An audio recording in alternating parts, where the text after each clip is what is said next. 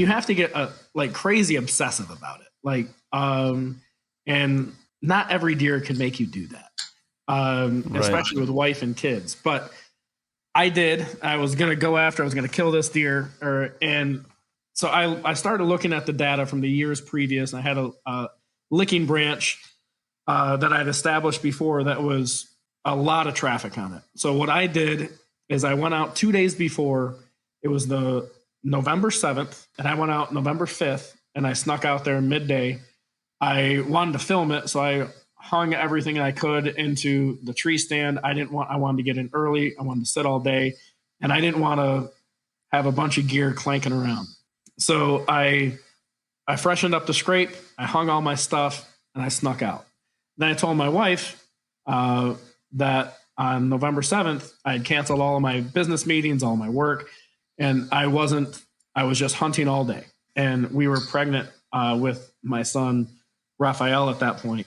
So the map told you that November 7th, he was going to show up at that spot. No, it was my best inclination because I had the most traffic for does at that spot.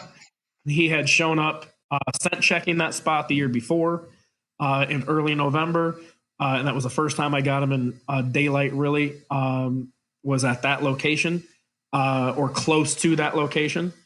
And then if you look at the weather pattern from the year before, within that first week of November, this was the closest weather pattern. It was even better weather pattern than the previous year.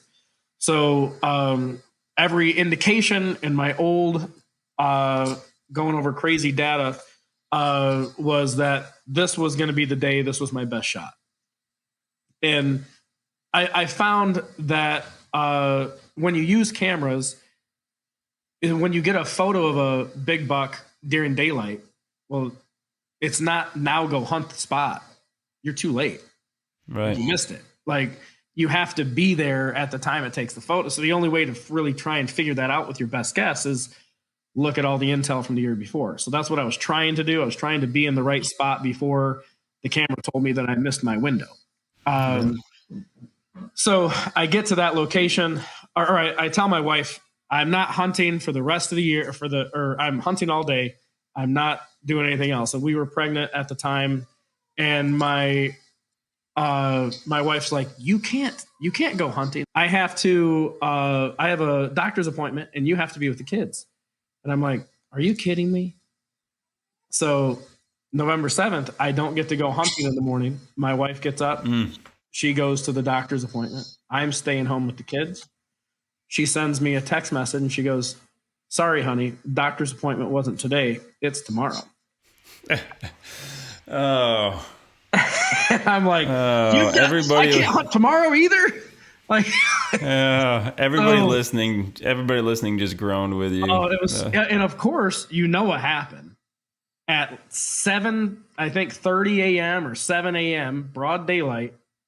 He walks right by the spot, scent checks the mock scrape, and on a catty corner to my tree stand, and in the photo you can see the tree stand with the bag hanging there, everything up there that I put up there 2 days before. And he walks right by it in broad daylight, gets to at one point, he's like 12 yards from my stand, and then goes on. And I'm like, that's what we call tragedy.